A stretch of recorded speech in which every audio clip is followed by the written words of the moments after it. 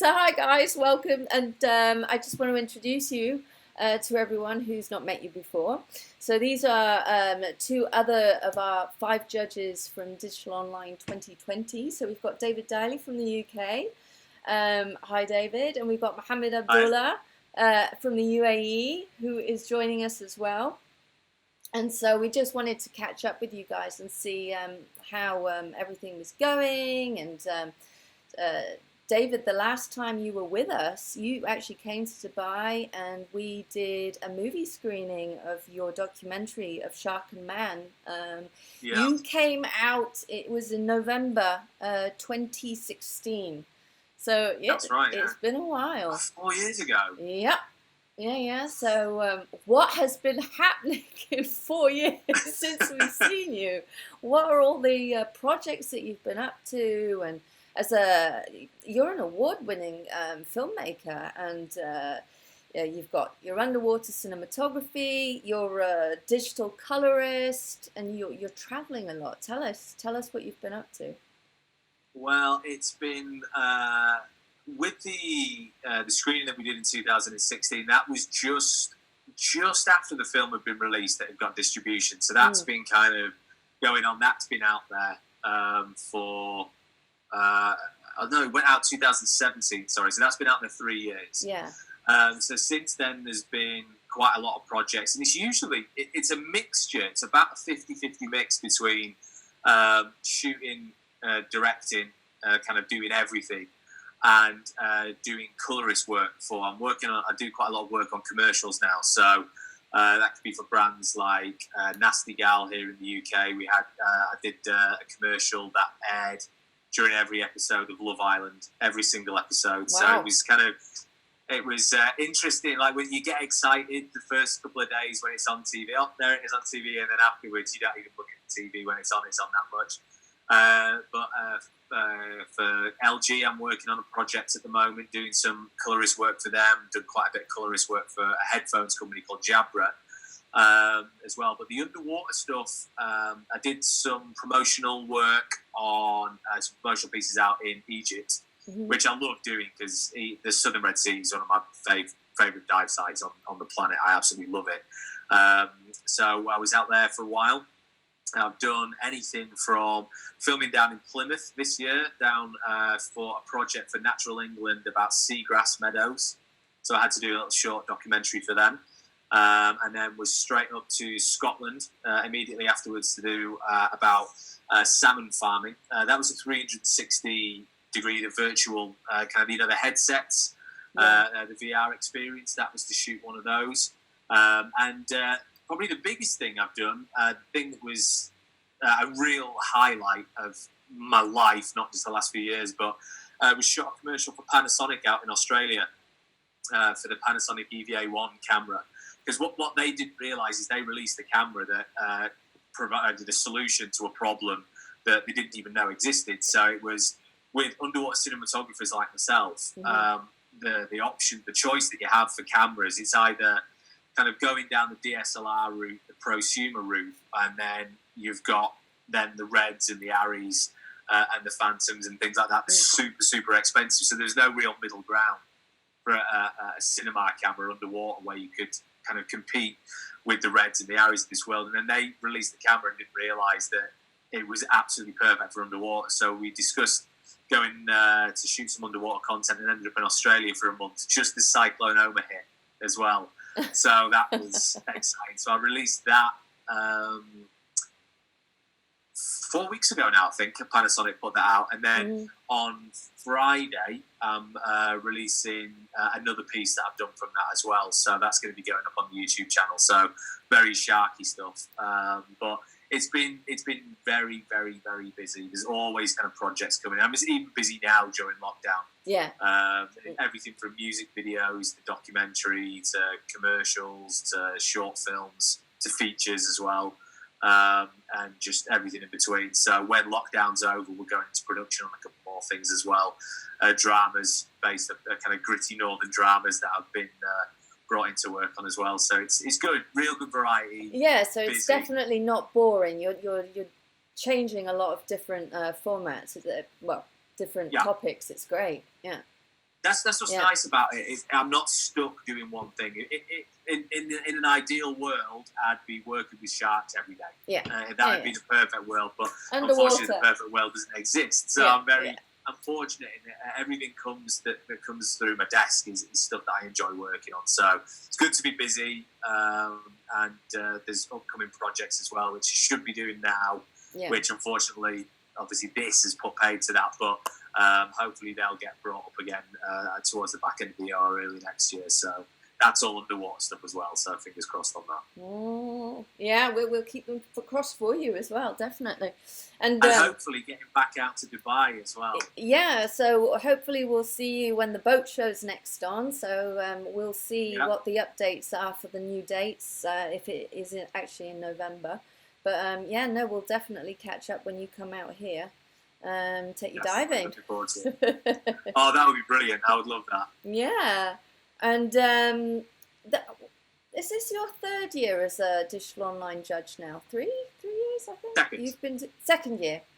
Yeah. Yeah, so for digital online this year, we've actually received a lot of new memberships. So we started to see some new photography and some new videos, and the quality was great as well. It was great to do to kind of go through everything and judge images where there was so many really strong images in there, really strong photographs where you're kind of looking at them and sometimes marking them is difficult because you get two really good ones next to each other, and then obviously the mark you've given the previous one, you're then almost comparing the other image to the one that you've done before, and you're thinking, well, you know, what is it that separates these two? And then that was happening so often that it was there's a lot of very, very good underwater photographers around, which is a great thing because it means more high quality imagery going out that people that maybe don't dive or don't get to see these things get to see,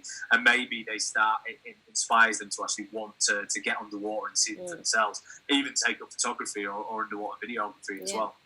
And as you guys as judges, you don't know who the photos are by until after the actual judging is completed and the awards go on. So we've put the photos up on Facebook now, so you can actually see who the photographs are by.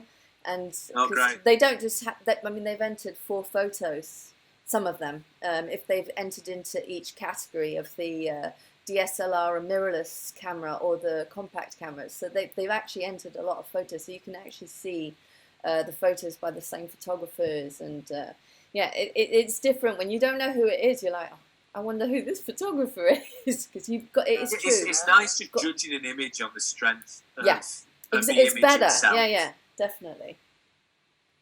Yeah. No, it's and it's great. So like I said, a lot of new photographers, but the older members who constantly take part each year, the amazing thing is to actually watch how they evolve every year. We've got some fantastic photographers in it. And Mohammed, you used to take part yourself, and now every year. Yeah, and he's been there nearly from day one. I think you started when we first started the competition, or just after? I wouldn't say day one, but exactly since 2012. Oh, so you came in 3 years later, because we started in 2009. That was my first participation, and I was exactly in last place. Yeah. So you yourself have the experience of watching the evolution of your work. Yeah. And I still attended the award ceremony, even though I was last place. Yeah, but then David, then it changed. Then he ended up becoming first, and first. So it's like, all right, enough. You're a judge now. So Mohammed Abdullah, he's an underwater photographer. He does a lot of film work as well himself, he's got some fantastic stuff. And he's a marine scientist. We're very proud of him. What are you doing now? Because you work in conservation, so you do a lot of work with wildlife. So he's out there with his camera as well. So you've got lots of different opportunities. Tell us. what you're up to. So maybe David doesn't know that. As Ibrahim mentioned, I used to work with the Environment Agency of Abu Dhabi. I was an assistant scientist of marine habitat. So I was really excited when you said you were going to shoot something about seagrass meadows, because I used to work in these places and they are amazing. And I do think that they are really underappreciated. Yeah, I never, I'll be honest, I've done projects on the Posidonian seagrass in Mallorca before. And we were there for the stingrays, basically. I never really thought a great deal about the seagrass itself, but I never realised the importance of it until I actually went and had to go and make a film about it. So I had to learn about it, and then you do realise what a critical ecosystem it is. Mm. So there's a lot more potential there than you would think. You'd be surprised. Here, I've been collaborating with a few universities on some research. Right now, we have something ongoing with UAE University on jellyfish. Mm-hmm. We are trying to study the population of jellyfish from Fujairah up to Qatar border. We are supposed to be collecting jellyfish every month, but with the current situation, it's been very difficult to do that. But what I've been doing to counter this problem is I've been asking any one of my friends who's going diving to collect samples for us whenever they get the opportunity. Mm-hmm. Of course, it's not easy for everyone to collect samples of jellyfish. They are not friends with everyone, but some people do try, and I really appreciate that. Another thing, we've been working also on Sumatra cormorant. Mm-hmm.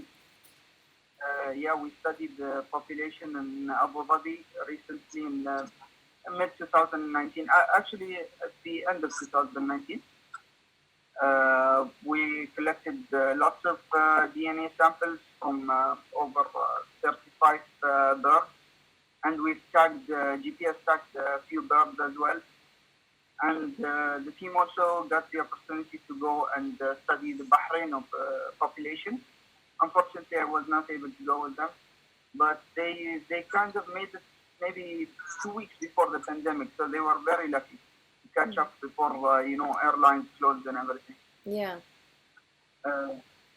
And recently I've studied sea turtles, as you can see in the back, for my master.